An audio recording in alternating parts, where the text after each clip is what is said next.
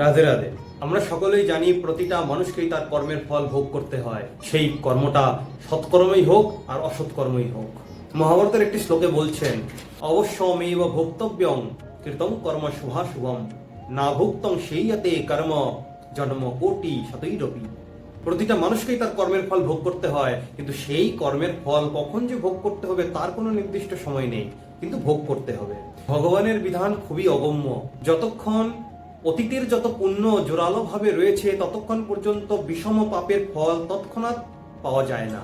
যখন আস্তে আস্তে এই পুণ্যের ফল ভোগ করা সম্পূর্ণরূপে হয়ে যায়, যখন এই পুণ্যের ফল আস্তে আস্তে কমতে থাকে, ক্ষীণ হতে থাকে, তখন এই বিষম পাপের ফল ঘাড়ে এসে পড়ে।